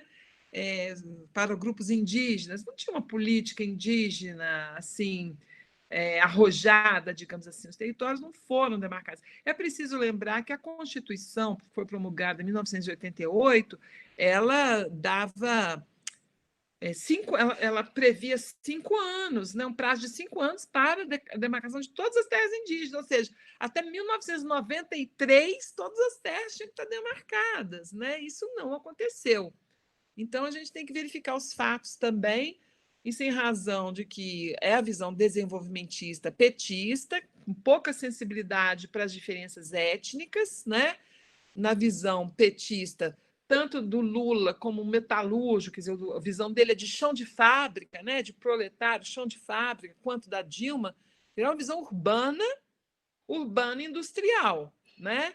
Então, quer dizer, a ideia era um pouco assim de que os índios transformados em pobres, né, seriam então sujeitos de certas políticas de distribuição de renda, como a Bolsa Família, por exemplo. Então, a diferença étnica não entrava muito. Eu começo analisando aqui, nesse capítulo, um vídeo que comemorava 10 anos do governo do PT. E aí aparece um mapa do Brasil como um foguete assim, deslanchando, né? Aí o vídeo mostra o Brasil deslanchando, assim, feito um foguete descolando da terra, né? E aí o narrador vai dizendo assim: a gente descolou, a gente criou universidades, criou isso. Bem, é verdade, tudo isso é verdade, grandes coisas. Mas assim, o que eu queria destacar dessa falha, eu destaco lá no artigo, é assim: as pessoas agora podem ir ao shopping, viajar, fazer compra, quer dizer, a ideia de uma cidadania muito atrelada à perspectiva do consumo, né? Quer dizer, o cidadão é aquele que pode consumir, que pode comprar, todo mundo pode ir para shopping, fazer compra, né? Então é também uma visão homogeneizadora, né? É uma visão que vai também, né? Não permite essa coisa da diferença, né? Então, uma outra. Eu queria só adicionar um pouco essa pequena crítica, né, que eu acho que é relevante para a gente pensar. Bom, se hoje o governo Bolsonaro diz que os indígenas tinham privilégio, é porque ele realmente falta análise aí, né? Falta conhecimento dos dados.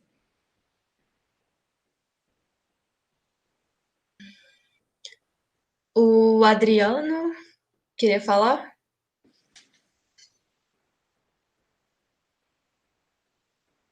Está mutado ainda. Olá, me escutando bem? Olá, sim. Oi, André, eu não fui seu aluno, por falta de sorte mesmo, de oportunidade. Nós estamos no final do curso de Ciências Socioambientais já. E tô feliz por ter pelo menos ter tido essa aula com você, acho que foi muito legal. Minha pergunta tem relação também com outros eventos que a gente fez aqui no canal do Centro Acadêmico. A gente fez uma série de vídeos sobre os socioambientais na prática. Eu até convido os professores que estão assistindo, que são professores socioambientais, os professores em geral, de assistir esse. Somente, deixa eu ver se minha voz tá saindo lá na transmissão. Tá saindo. Os professores de assistir esses eventos, são 3 vídeos, né? São meio longos, mas dá pra assistir uns pedaços. Até pra entender onde que os cientistas socioambientais estão trabalhando hoje, né? Até você que é uma professora que ajudou a formar o curso e tal. Então acho que é bem interessante. E teve algumas perguntas na época perguntando sobre o coronavírus, a relação dos cientistas ambientais com o coronavírus, né?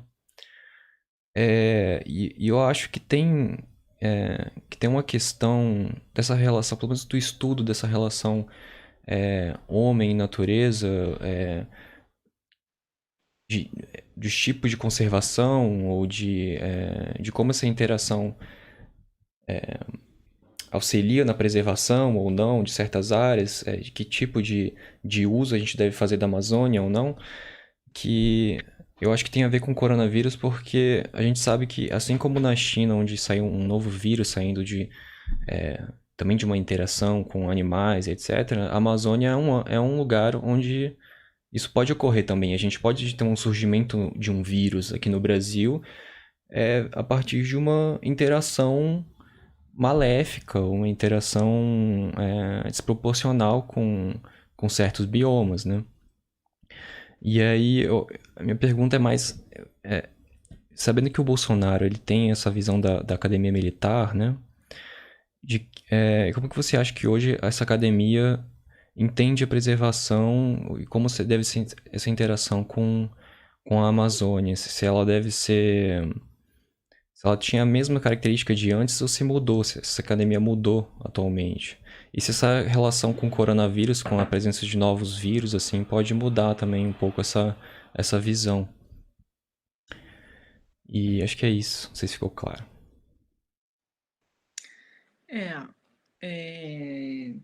Adriano, né? Adriano, primeiro, assim, acho que os cientistas socioambientais estão trabalhando em vários lugares, né? A gente tem notícia, alunos, pelo menos, eles estão em vários segmentos, né? Alguns em empresas de consultoria, outros conseguiram alguma entrada no Estado, outros estão dando aula, outros estão em ONGs, outros estão, inclusive, em serviços que não têm nada a ver, porque é onde tem trabalho, né? Então, a gente encontra um pouco, acho que em relação a outras profissões, inserções diversas, né? Em vários campos aqui. Então, eu acho que é bom a gente saber e mapear, né, talvez um pouco mais, de forma mais substantiva, né? Quais são as alocações, mas a gente tem notícia de que estão aí no sistema, no CISEMA, né? No Estado, no IBAMA, no CISEMA, no IFAM, enfim, na iniciativa privada também, nos desastres, trabalhando nos desastres, né, nas assessorias técnicas, né, os desastres abriram um novo campo de atuação, muitos também estão atuando na área, não só Brumadinho e Mariana, mas também nesses municípios onde, né? Então, não sei se vocês têm outras informações, seria interessante a gente ouvir. Sobre essa coisa da interação, né, sociedade e ambiente, desmatamento, não só da Amazônia, mas nós temos aqui a Mata Atlântica, tem um cerrado, né? Cerrado também de uma riqueza enorme, um ecossistema tão desvalorizado, né, diante da Amazônia, a gente fica ali com a exuberância da Amazônia, né? Grandes árvores frondosas, aquela coisa do verde, do mundo verde, e a gente tende a desconsiderar o cerrado brasileiro, que é imenso também, de uma riqueza inestimável, né? E que está também ali sob a ameaça do agronegócio, das mesmas forças destrutivas, né? E a gente preciso que a gente lembre. Até vou abrir um parênteses aqui para convidar todo mundo para o 5º ciclo de debate do Gesta, que vai ser semana que vem, né? Dia 25, né? Não sei que dia que é, dia 25. Nós temos a primeira mesa, são 4 mesas, né? E a primeira mesa, dia 25, vai discutir justamente um projeto de mineração e um outro projeto de barragem hidrelétrica no norte de Minas, 2 imensos, e um outro projeto nuclear em Pernambuco, né? Todos eles ali no Rio São Francisco, né? Nas margens do Rio São Francisco. Então, convido todo mundo para assistir esse debate, que vai ter pessoal de Pernambuco, vai ter pessoal do norte de Minas, né? Projetos que estão aí sendo licenciados, imensos no Rio São Francisco. O Rio São Francisco é um rio do semiárido, justamente, que tem a capacidade hídrica bastante comprometida, né, por outros projetos, e ainda vão fazer hidrelétrica no Rio São Francisco e uma mineração chinesa gigantesca, né, também ali na região de Gromogol. Então, para convidar todo mundo para esse debate dia 25. E essa questão do vírus, dessa interação, ela é extremamente problemática, né? A gente está vivendo, né, uma total crise. E eu, assim, sobre as Forças Armadas, eu realmente não saberia te dizer o impacto, né, o alcance, digamos assim, dessa pandemia nessas estruturas de pensamento que a gente trouxe aqui em relação à Amazônia, né? Porque as Forças Armadas, eu não sou uma especialista em Forças Armadas, como eu disse, né? Não sou uma estudiosa das Forças Armadas, mas a minha interação foi a propósito desses discursos que me remetiam à questão indígena, à questão do ambientalismo, né? Mas é uma instituição, como toda instituição, eu imagino, né? Que ela não é monolítica, né? Embora tenha essa estrutura de pensamento lá que possa ser, inclusive, dominante hoje, o que a gente sabe hoje é uma instituição bastante fechada, né? De difícil penetração, inclusive. Mas o que a gente sabe hoje, acho que há outros colegas da antropologia que trabalham sobre as Forças Armadas e conhecem mais né, de perto essa, né, cultura das Forças Armadas. Mas o que eu posso te dizer é o seguinte, né, imagino que dentro da instituição Forças Armadas você tem ali posições, diferenças, setores, segmentos das Forças Armadas. O que nós temos hoje, que aparece para nós agora, são setores das Forças Armadas que se dispõem a atuar ativamente na política, né, do Estado. Eles estão atuando politicamente. Então, são esses que estão ocupando cargos da administração central do Brasil, né, do federal. Então, estão no governo Bolsonaro, é o general Heleno, é o vice Mourão, são os outros generais, todos esses outros militares que estão sendo colocados. Então, acho que todos esses pertencem a um mesmo grupo, imagino, ao mesmo grupo. Não são todos, não deve ser, não deve ser o todo das Forças Armadas, mas certamente representam esse segmento aí que é bastante, né, né, conservador, digamos assim, acho que não sei se conservador é a palavra, mas bastante autoritário, né? Que tem uma certa visão de Amazônia como recurso mesmo, como recurso para a economia, né? Recurso para o chamado desenvolvimento. Então, eles não têm um diálogo, e nunca tiveram, com os segmentos né? Esse grupo especificamente, né? Com o segmento da ciência. Eu imagino que outros militares dentro das Forças Armadas são mais sensíveis ao conhecimento científico, são mais arrojados em termos, mas eu não sei, não saberia te dizer qual é o espaço político que eles ocupam dentro das Forças Armadas, né? O general Heleno é o general da reserva, né? Outros são, enfim. Então, eu acho que ali dentro também pode estar havendo um grande debate interno, já que de fora da sociedade a gente não saberia dizer, né? Mas o que a gente sabe é que nenhuma instituição ela é monolítica, né? Há disputas políticas internas, visões de mundo, visões outras, né? Do que deve ser, como deve atuar, como não deve ser e tal, dentro das Forças Armadas. E esse conhecimento, digamos, mais científico, né? Ambiental, que você está trazendo, do desequilíbrio, das interações desequilibradas que vão, então, ocasionando não só perdas, mas também gerando, digamos, problemas, né, que ultrapassam a esfera da floresta e que atinge todos nós. A questão das mudanças climáticas, né? Eu não sei, não saberia te dizer qual é a parcela das Forças Armadas que conseguem ter esse diálogo ali, mas certamente aquele grupo que migrou das Forças Armadas para a política, né, para a administração, representada ali pelo general Heleno, Mourão, etc., certamente eles não têm essa visão. Essa visão que eu trouxe, duradoura, né, da Amazônia como um grande tesouro que tem que ser explorado economicamente, e que esses índios são... Né, os índios, é muita terra para pouco índio, o raciocínio é um pouco esse, né? Também tem esse componente. É muita terra para pouco índio, é sempre assim, né? Há trechos dos discursos que vão equiparando os indígenas, né? A quantidade de terra, né? Para os Yanomamis e para os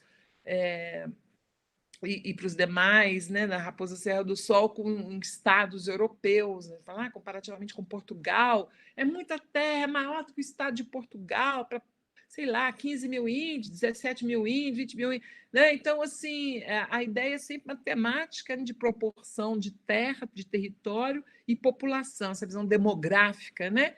É uma visão demográfica e destituída da compreensão mais antropológica mesmo, de como é que essas pessoas vivem, o direito que elas têm, o direito histórico, né?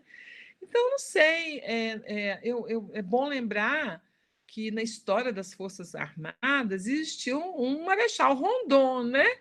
A gente tem que lembrar aqui do Marechal Rondon, que instituiu todo o serviço de proteção ao índio, né? A ideia de que os índios não deveriam ser simplesmente né, integrados, etc. Então, vamos apostar que também, quem sabe, ali Marechal Rondon tenha feito história ali dentro. Mas, como todos nós aqui que estamos, né, perplexos diante de certas coisas, talvez sejamos mais minorias do que propriamente, né? Então, estamos diante aqui de uma conjunção de forças, né? As nossas forças adversas, né, politicamente, estão no poder. Né? Aí é que é a questão.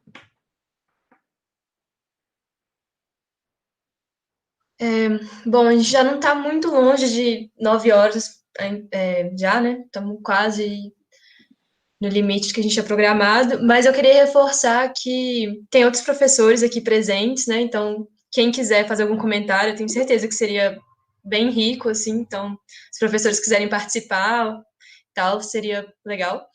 E eu vou ler 2 perguntas que mandaram no chat do YouTube.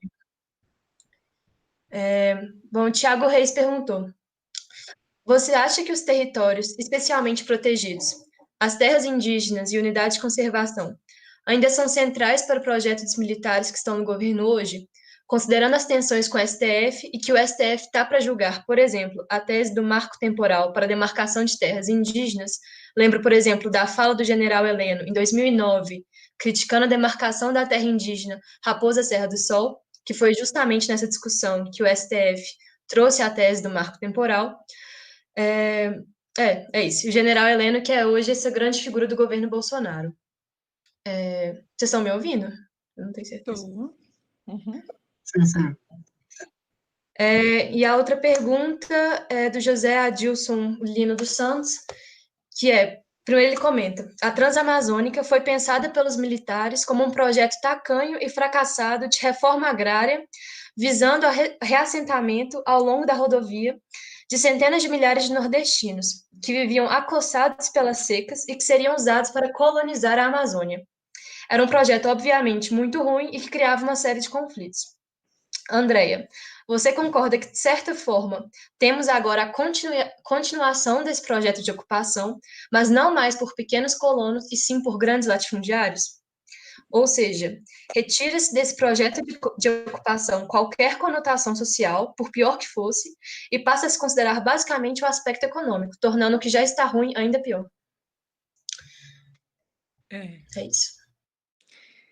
É interessante, Zé Adilson, né? Zé Adilson, lembrança aí da Transamazônica, realmente do projeto militar, né? Anos 60, 70, principalmente, né? Só que ali, nesses anos 70, 60, do regime militar, o projeto era de integração das regiões norte, né, ao Brasil, digamos assim, de integração, de ocupação territorial, de ocupação das fronteiras ao norte do país, nessa leitura geopolítica, né, de que as fronteiras ali com a Venezuela e tal, com a Colômbia estavam desguarnecidas, né, a Guiana, e que essas fronteiras ao norte elas precisavam de ter uma ocupação humana, né? Brasileiros ocupando a terra para que essa terra não fosse invadida pelos estrangeiros. Essa é a visão da geopolítica militar ali, de defesa da fronteira, né?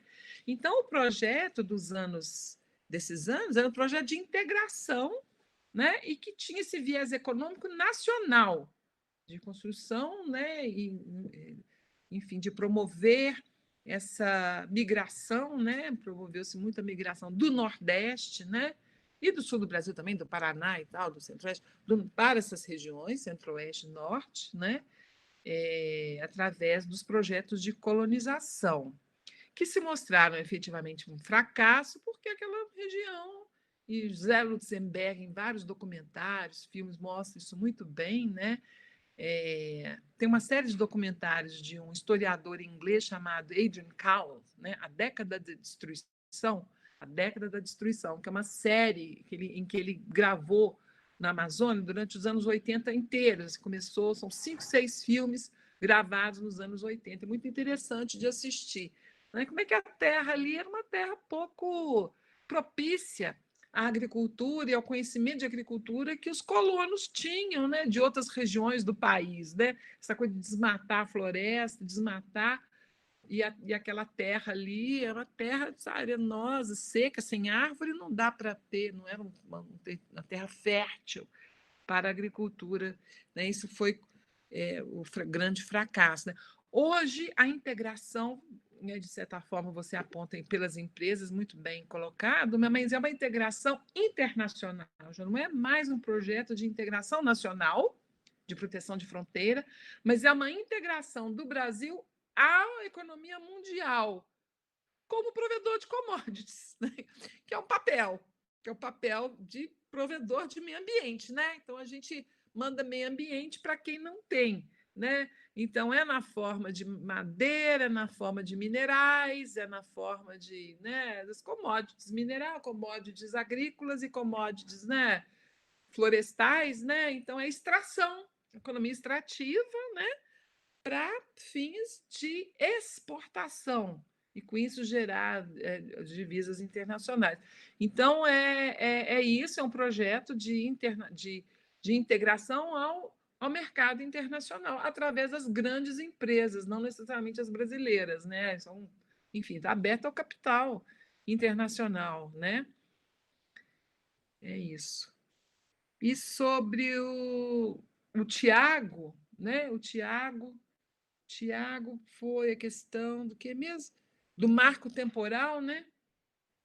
Qual é essa questão do Tiago, do marco temporal? Você quer que repete a pergunta? Acho que eu acabei, né? Acho que eu queria, não sei exatamente. É bom que tem um outro comentário aqui no chat também, eu leio de uma vez. Vou repetir a pergunta do Tiago. Ele pergunta: você acha que os territórios especialmente protegidos, ou seja, as terras indígenas e unidades de conservação, ainda são centrais para projetos militares que estão no governo hoje? Considerando as tensões com o STF, que o STF está para julgar, por exemplo, a tese do marco temporal para a demarcação das terras indígenas. Tem uma pergunta, um comentário da Isis Lustosa. Na verdade, é do Stephen. Ele comenta: na região amazônica existe uma estreita articulação entre o exército e as grandes empresas mineradoras, desde a ditadura como parte da geopolítica militar de abrir a região para o capital internacional. Isso. Então, vou pegar agora, André? Obrigada, Stephen, né? Não tinha visto a primeira. Então, foi exatamente o que eu comentei, né, sobre essa coisa do capital internacional e da integração da Amazônia ao mercado internacional, né? Sobre a pergunta do Tiago, né? Conservação faz algum sentido, né? Isso para a atual política, tendo em vista a revisão. Então, o que a gente tem que perguntar é qual é o sentido, né? Não faz nenhum sentido, né? Quer dizer, e qual o sentido que fazia antes para os outros governos também, sabe? Porque o que a gente tem, e aí eu queria até aproveitar para comentar, essa coisa do marco temporal, essa disputa, ela vem de décadas, de anos agora, né? E o que a gente tem são a tentativa de, agora o bloco do agronegócio, da mineração, organizados no Congresso, né? Ocupando metade das cadeiras praticamente, né? Se não me engano, a bancada ruralista tem mais de 200, né? Deputados, eu não sei o número, é um número bastante expressivo, né? Eles estão muito bem organizados, e juntando com os evangélicos, juntando com a mineração e tudo mais, você tem ali um bloco bastante né, confluente ali, defendendo exatamente os interesses não indígenas e não ambientais, são antiambientalistas e anti-indígenas, né? Então, assim, a questão territorial, que é o que a gente discute, eu e Clemes, naquele artigo que eu mencionei para vocês de Terra Livre, o que a gente tenta trazer é exatamente como que a questão do território ela é algo que ainda está em processo de essa ênfase na exportação de commodities, essa abertura para o mercado internacional através de exportação de commodities, ela não é do governo Bolsonaro. Isso que eu quis dizer, ela não é do governo Bolsonaro. Ela é uma abertura que vem, ela é uma questão que vem de governos anteriores, né? A Maristela Svampa, que é uma socióloga argentina, costuma até falar, né, ela criou um conceito de consenso das commodities na América Latina, porque ela vai dizer que esse consenso da commodities, fazendo uma alusão ao consenso de Washington, né, ela vai dizer que, independentemente de governos de direita ou progressistas, ou de esquerda, ou de direita, que já tivemos na América Latina, houve, a partir dos anos 2000, um investimento nesse tipo de política de inserção desses países no mercado internacional através da exportação de commodities. Isso que ela chama do consenso das commodities, né? Porque né? Isso aconteceu em governo de direita e de esquerda também. Então, no governo Lula, os 2 mandatos, e no governo Dilma, nós tivemos a mesma política, né? De favorecimento do agronegócio, da soja, tentativas de resgatar até, inclusive, a política do etanol, né, do álcool, né, a questão do álcool, do etanol, outros combustíveis. Então, assim, e da mineração. Então, é muito forte desses governos, né? E tem um processo de desindustrialização no Brasil que é muito marcante, não está acontecendo agora. A desindustrialização do país ela vem acontecendo já há alguns anos, já há algumas décadas, né? E o investimento no extrativismo, no neoextrativismo, esse das commodities. Então, é uma condição, uma opção política não só do Brasil, mas de outros países da América Latina, né? E que colidem, né, com as territorialidades dos distintos povos existentes no Brasil, não só na Amazônia, mas aqui em Minas Gerais também, no norte de Minas, no Cerrado, né? A diversidade de comunidades e povos tradicionais e grupos indígenas, essas diferentes territorialidades são ameaçadas por esse tipo de projeto que vai, na verdade, né, almejando, ela vai avançando sobre esses territórios ainda em disputa, né? Então, a gente tem ali novas fronteiras minerárias, por exemplo, no Cerrado Mineiro, Conceição do Mato Dentro é uma delas, a região de Diamantina, do Cerro, região Diamantina é antiga, a região de Conceição do Mato Dentro, Morro do Pilar, Cerro, novas fronteiras que se abrem, agora em Grão-Mogol, no norte de Minas, né? Então, são novas fronteiras da mineração que estão surgindo, saindo aqui do tradicional quadrilátero ferrífero e alcançando outras regiões aqui de Minas Gerais e regiões da Amazônia, novas regiões da Amazônia, né? Então, são avanços que vão comprometendo as terras indígenas e as unidades de conservação. E, muitas vezes, esses conflitos gerados em torno desses grandes empreendimentos sobre esses territórios vão gerando também outras modalidades de conflito de segunda geração, que eu chamo de conflitos de segunda geração, que são os conflitos entre, por exemplo, unidades de conservação e terras indígenas, né? Pelas sobras, as sobras do capital, são os territórios que sobram da conquista do capital e que vão, então, grupos indígenas, ou de reforma agrária, ou de né, ambientalistas, de conservacionistas, disputando esses pedaços, esses territórios que sobram do movimento hegemônico territorial de ocupação para o agronegócio, que ele é extensivo e intensivo ao mesmo tempo, né? Então, a gente vive hoje um comprometimento de terras indígenas, de unidades de conservação, que vem vindo ao longo da história, como eu disse, na forma da violência lenta, nos governos anteriores, e que hoje é uma política de governo, ele é explícito, é uma política de governo, né? A diferença é essa, que está marcado como uma política de governo, né? Sem nenhum disfarce, assim, declarado realmente. Ok, gente?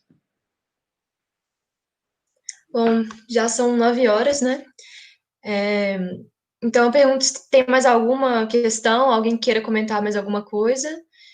E acho que a gente pode caminhar assim para as considerações finais, se a André quiser comentar mais alguma coisa, concluir ou não. Então, é isso, estamos acabando já. Desde já agradecer por todo mundo que está participando. Tem sido muito bom. Eu queria agradecer o convite, a oportunidade, estou vendo as carinhas conhecidas, então estou muito feliz de ter a oportunidade de ver essas carinhas aí, que saudade grande, sintam-se abraçados, né? Eu sei que todo mundo está aí, cada um na sua casa e tudo isso, mas logo, logo a gente tem que resistir, né? E ficar ligado das formas possíveis.